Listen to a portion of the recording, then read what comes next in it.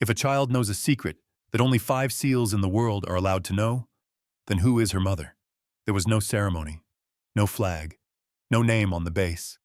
Only a strip of coastline where 5 Navy SEALs were in reset, silent, disciplined.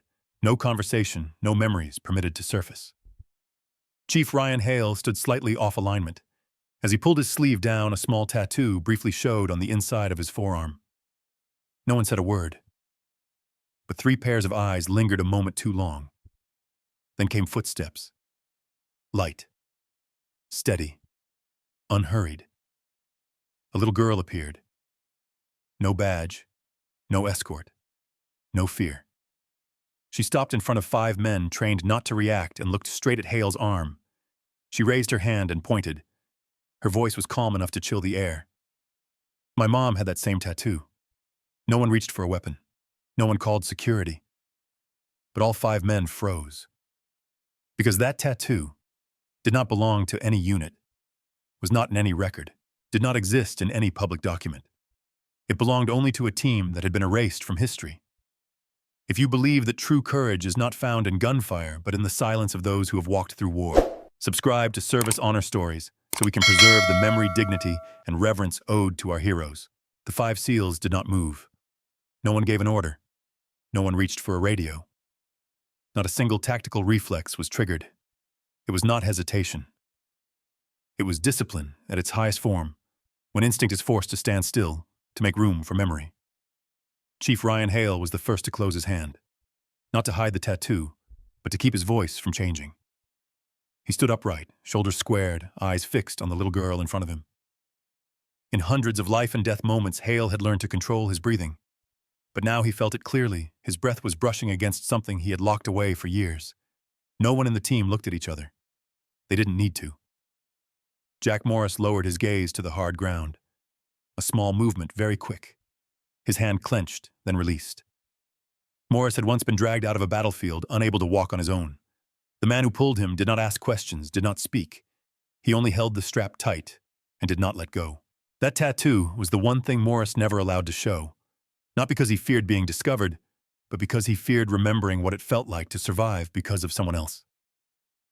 Ethan Cole stood slightly back, a habit he had never been able to break. His eyes swept over the tattoo on Hale's arm, then stopped. Cole did not move. His memories were never still. They lived just beneath the surface, like a wound that had closed but never healed. That tattoo was not a symbol. It was a marker, before and after. No one among the 5 was the weakest, and no one was the strongest. That tattoo, a circle split by a single line, did not belong to the Navy. It did not belong to the SEALs. It existed in no identification system. It was never issued, never registered, never spoken of. It was the mark of a team that had once existed then, was dismantled in a way that left no questions behind. A team with no name. A team with no flag. A team with no memorial. They had been trained not to ask why. Their leader had been a woman. No one in the team spoke her name now. They had not spoken it for years. In official reports, she was listed as killed in action. No body recovered. No signal of life. No conditions for retrieval. The file had been closed quickly and cleanly, so cleanly there was no room left for doubt. They accepted it not because they believed it, but because they were not allowed not to. The silence stretched for another beat. The little girl standing before them did not move. She was not confused, not afraid. She did not look at the 5 men as warriors. She looked at them as the people her mother had spoken about, the ones who knew what others were never meant to know. Hale lowered his voice, slow and even. "What's your name?" she answered immediately without thinking. "Emily." Just one word. But it landed in the silence like weight. Morris lifted his head. Cole swallowed hard. Emily offered no further explanation. She did not tell a long story. She simply stood there, arms hanging at her sides, as if coming here had been the most natural thing in the world. Her eyes did not ask permission. They did not seek approval. They were the eyes of a child who had been told to remember correctly, to go the right way, and not to be afraid. Hale gave a very slight nod, not to confirm her identity, but to confirm that he had heard her. No one asked another question, because in that moment, they all understood. This silence was not emptiness. It was a door. A door leading back to a time they had once believed was buried forever. A time when the cost of survival had never truly been paid. And when memory finds its way back, the truth is only one step away from being spoken. Emily slipped her hand into her jacket pocket. The movement was slow, careful, like she was taking out something more fragile than paper. She unfolded an old photograph. The edges were curled, the colors faded.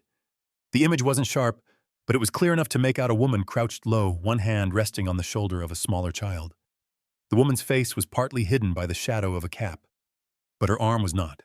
The tattoo was clearly visible, same size, same placement, the same clean, decisive cut straight down the center. No one touched the photo. No one needed to. Emily lifted her head and looked straight at Chief Ryan Hale. My mom said the girl spoke her voice even and soft. If I ever saw that tattoo, I'd be safe. Hale didn't answer right away. He studied the photograph for another beat. It wasn't shock he felt. It was the sensation of being forced to acknowledge something he had never allowed himself to consider. Jack Morris took half a step forward, then stopped. He didn't ask to hold the photo. He only spoke, his voice roughened just slightly. When did your mom tell you that Emily didn't lower her eyes? She didn't avoid him. When they came to the house. A short sentence, but enough to change the air. Ethan Cole tightened his jaw. He turned his face away for an instant, as if he needed another surface to rest his eyes on. Knocks at the door had never meant good news in his memory. Hale asked again, slower this time. Who were they? They didn't say their names, Emily replied. They asked if my mom was someone else. A name I'd never heard before. She paused, drew in a short breath. They said my mom needed to come back. They said it was important. Morris gave a very slight shake of his head. Not disagreement, instinctive refusal. And then he asked. My mom said no. Emily spoke like she was repeating something she had rehearsed many times in her mind. No extra emotion. No tears. They stood outside the door for a long time. They didn't come in. They didn't leave. My mom told me to pack my things. Cole spoke quietly. And then they left. Emily nodded. But before they did, she said, my mom gave me this picture. She said if they ever came back and she wasn't there, I had to find the people who knew the tattoo. Hale lifted his hand, then lowered it again, a gesture cut off halfway. He understood too clearly what was taking shape in front of them. Emily's mother had never died. She had been erased. Not erased from the memories of these men. Erased from the system. A death without a body. A silence stamped as final. Cole spoke very softly, as if afraid of breaking something fragile. You came here. Alone, Emily nodded again. My mom showed me how to take the bus. She said not to ask anyone for help. Not to talk to the police, just to come here. Morris turned his face away. He didn't hide it. He didn't need to. Some things no longer needed to be contained. Hale looked straight at Emily. Do you know where your mom is now? Emily hesitated for the first time. Very briefly. She said she'd wait. But not for long. No one spoke after that. Because now the truth was clear enough to hurt. This was no longer about recognizing someone they had believed was gone. It was about understanding that she was being hunted because she was still alive. Not for betrayal, not for disobedience, but because she no longer fit the file that had already been signed. Hale drew in a slow breath. He didn't look at his team. He didn't need confirmation. These men had stepped beyond the line for one another before. And now the line was shifting again. He crouched down in front of Emily, keeping just enough distance. You did the right thing, he said. You came to the right place. Emily didn't smile. She only nodded as if that were the only thing she still believed. And once the truth has been spoken by its real name, the next question is no longer whether to believe it, but who will stand when the hunt finally shows its face. No command was spoken, but the formation changed. The 5 men shifted almost imperceptibly, movements only recognizable to those who had stood beside them on nights without maps. The distance between them closed just enough to shield Emily, just enough to form a sealed circle. No one turned their back. No one stood out of place. Every position was filled by old habit embedded so deeply it required no thought. They understood it immediately. Emily could not have come here by chance. Chief Ryan Hale cast a quick glance toward the access road, then returned his focus to the girl. His eyes did not question. They assessed, measuring what had not been said. You said your mom told you to find people who knew the tattoo, Hale said. Did she tell you anything else? Emily looked down at her hands. She was silent for a beat, as if weighing whether the next thing was permitted to be spoken. Then she lifted her head. My mom said Emily spoke slowly if I needed to be sure. I had to say the phrase. Morris and Cole lifted their heads at the same time. What phrase? Morris asked quietly. Emily didn't look at any of them. She stared straight ahead, as if reciting something she had memorized. A circle split in half, she said. One cut, no leash, no one reacted immediately. But in that moment, all doubt vanished. That phrase was not a system code. It had never been logged. It had never been spoken since the day the team was disbanded. It was the line their leader used to end every pre-mission briefing, not to test equipment, but to test trust. A sentence that existed only between people who had once placed their lives in one another's hands. Cole released a very soft breath. Morris turned his face away, then back again. Hale gave a slight nod, a motion only his team would understand. You couldn't know that phrase, Hale said. Not a question. A confirmation. Emily shook her head. I don't understand it, she replied. My mom just told me to say it exactly. No one explained further. There was no need. They had what they needed. No one reached for a radio. No one reported up the chain of command. No one asked whether this followed protocol, because they all knew if this entered the official chain, it would be crushed before it ever reached the truth.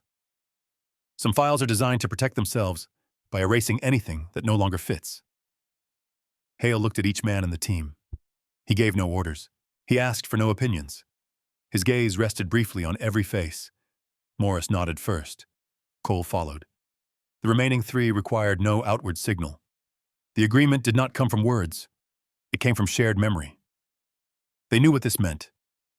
The moment they stepped outside the chain of command, they would no longer be shielded by procedure. There would be no clean fallback report, no clear path back, only personal responsibility and the consequences that came with it. Hale lowered himself to Emily's eye level. Where's your mom right now? He asked. Emily hesitated for a beat, then answered. Near the port. My mom said she'd wait, but not for long. Morris drew in a breath. Time isn't on our side, he said softly. No, Hale replied. But the truth is... Cole scanned the area one last time. He saw nothing out of place. Still, he didn't relax. The most dangerous hunts often begin in near silence. No one spoke the decision aloud, but the decision had been made.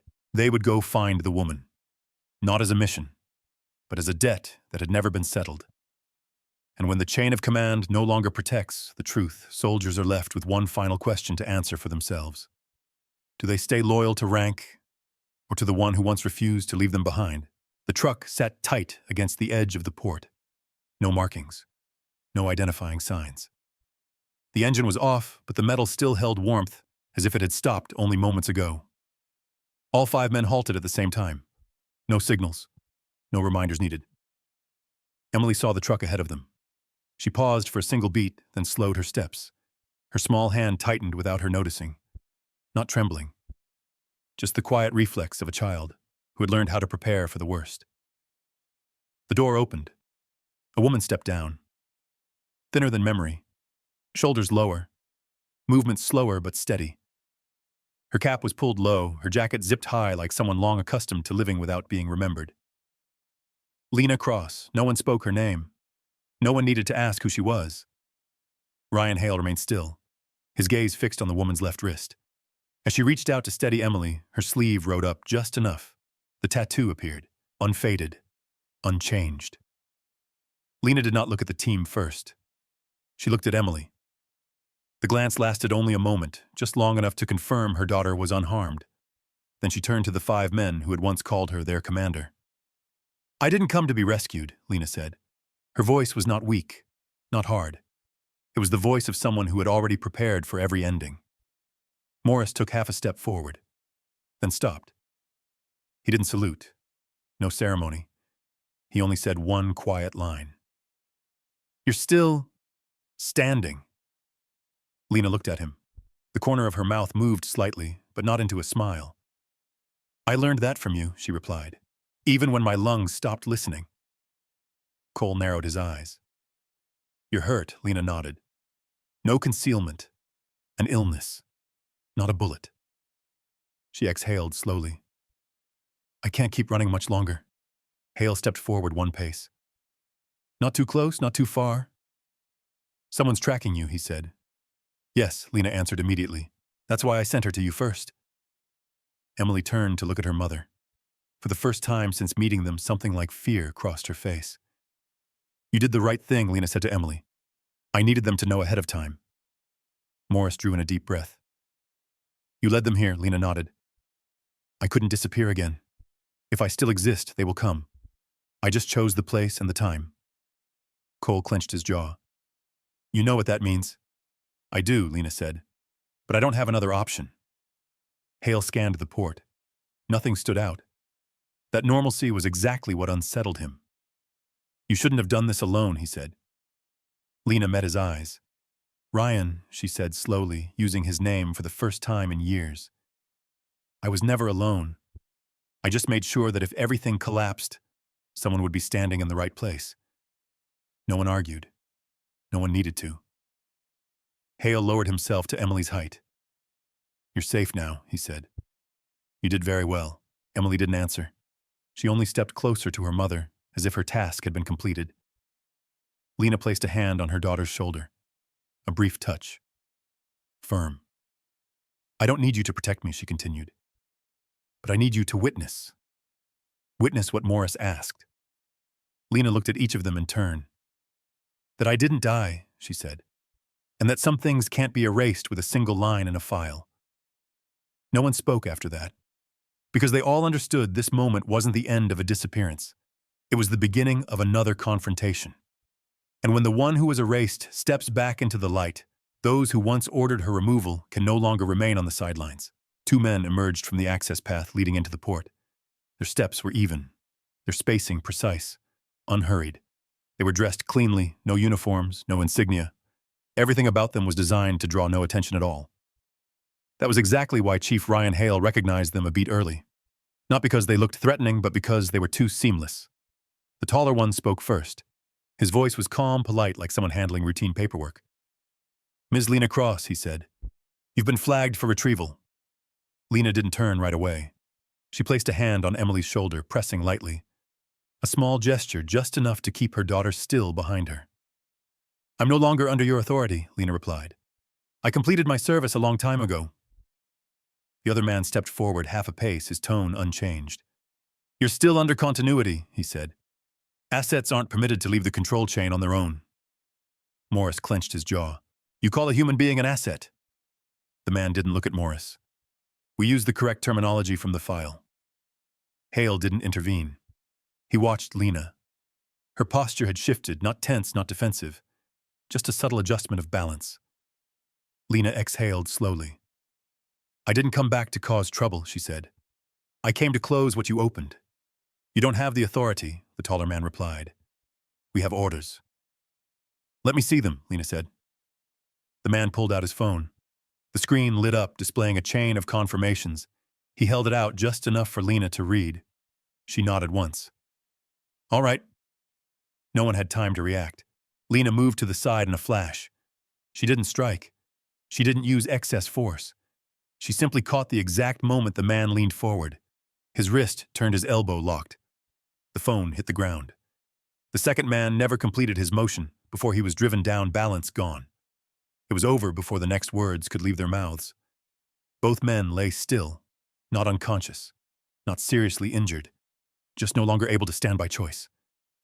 Cole stepped in quick, precise. He picked up the phone and scanned the screen. The command chain's still open, he said. Not fully encrypted yet. Lena straightened. Her breathing was a fraction faster now, but her voice remained steady. Give it to me. Cole passed the phone to Hale. Hale didn't look at the screen immediately. He looked at Lena. You're sure, he asked. Once you do this, there's no way back. Lena nodded. I haven't had a way back since the day they declared me dead. Hale looked down at the display. Cold lines of text filled the screen. Codes, timestamps, an approving name redacted. Do you know what you've just done? One of the restrained men spoke, his voice no longer calm. You're breaking the protection chain. Lena crouched down, meeting his eyes. No, she said. I'm correcting an error. You can't erase continuity, the man snapped. I'm not erasing it, Lena replied. I'm ending its right to touch me. Morris stepped forward a pace. What about the girl, he asked. Lena didn't hesitate. She isn't in your files. Hale looked at Lena one more time. Then he nodded. Take everything he said simply. Cole moved fast. No commentary. The command chain was copied timestamps, signatures, approval routes. Every piece was there. The two men fell silent. They understood what had just been taken wasn't a mission, but a layer of protection. Lena stepped back beside Emily. Her hand rested firmly on her daughter's head. I told you, she said. I don't need to be rescued. Hale answered, his voice low. You weren't rescued, he said. You just ended a hunt. No one celebrated. No one exhaled in relief. Because they all knew from this moment on, nothing would be decided by physical strength anymore. This war didn't need bullets. It needed files, signatures, and truths buried too long to remain silent. The file was opened without a sound. No ceremony. No warning. Only a new status appeared in the confirmation chain, Obsidian. Chief Ryan Hale read slowly, line by line. No one rushed him. No one interrupted. Those characters didn't need to be explained out loud. Everyone there understood exactly what they meant. Obsidian is a collective lock, Hale said. To touch Lena, they'd have to touch the entire team. Jack Morris let out a quiet, humorless breath. So they finally remembered the rule. Ethan Cole tilted his head. Not remembered, he said. Forced to acknowledge. The file manager appeared later. He carried no sense of authority, only the tired look of someone accustomed to signing off on decisions he hadn't created. His eyes passed over Lena, then paused on Emily. Just for a beat. This matter, he said, his voice dry and low, will be closed. Hale said nothing. He waited. The continuity chain will have its access revoked, the man continued. No reactivation. No surveillance, Morris asked bluntly. What about the old files? Sealed, the man replied. Permanently. Cole nodded. Good. Lena stood still. She didn't step forward. She didn't ask for confirmation. She didn't demand paperwork. She had lived long enough to know that loud victories rarely lasted. The file manager turned to her. Do you have any requests? Lena considered it for a single beat. Just one. I don't need recognition, she said. No medals, no speeches, no return to service. He noted it. Medical benefits handled under civilian standards, Lena answered. No exceptions. You understand what that means? He asked. You'll disappear for real. Lena looked down at Emily. Her hand rested on her daughter's shoulder, steady, calm. I've disappeared enough, she said. Now I just need to exist. He nodded. And the child, Lena, didn't hesitate. She needs to live like a normal child. Hale looked up. No monitoring. No tracking. No secondary files. The file manager looked at Hale, then at the others. He understood the unspoken message clearly. All right, he said. Her name will not appear in any chain. Cole exhaled. That's enough. No one shook hands. No one said thank you. Everything ended the same way it had begun, with deliberate silence. Lena turned to Hale. I'm leaving, when Hale asked. As soon as everything is closed, she replied, I don't want to stay longer than necessary. Morris looked at her. You'll be all right? Lena nodded. I'm already much better than anything the files ever said. Emily looked up at the five men. Her eyes were no longer as tense as before, not because she understood everything, but because for the first time the adults around her had done the right thing. Hale crouched in front of Emily. You kept your promise to your mom, he said. You did very well. Emily didn't answer. She only nodded, a small nod, but complete. Lena straightened. She looked at each man on the team. No thanks. No long goodbye.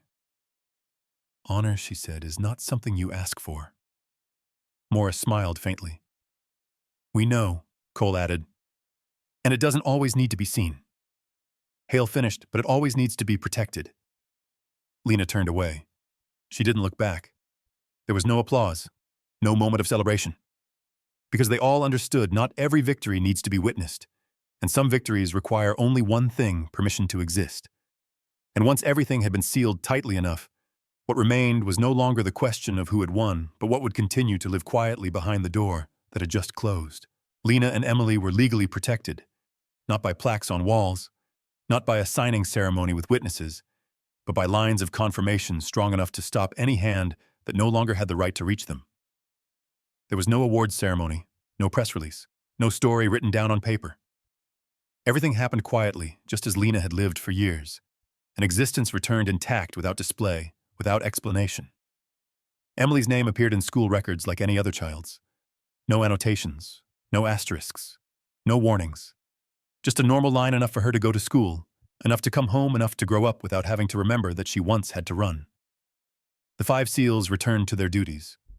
No one asked further questions. No one brought up the past again. They slipped back into their familiar rhythm. Waking on time, checking gear, carrying out missions.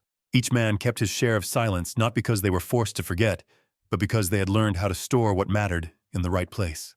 Chief Ryan Hale stood at his post, eyes forward, shoulders balanced. What had happened did not slow him down, nor did it weigh him down. It simply added another layer of responsibility to how he saw the world. Not every order was an anchor.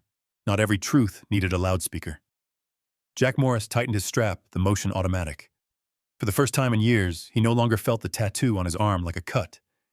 It became a reminder that some people do not disappear just because someone decides to erase their name. Ethan Cole reviewed the list again. Short, sufficient. He didn't look for more information. What needed to be known had already been placed where it belonged. The last time they saw Lena was from a distance. She stood at the edge of open space where eyes didn't need to meet for long. Emily stood beside her shoulder to shoulder. No tears, no prolonged goodbyes.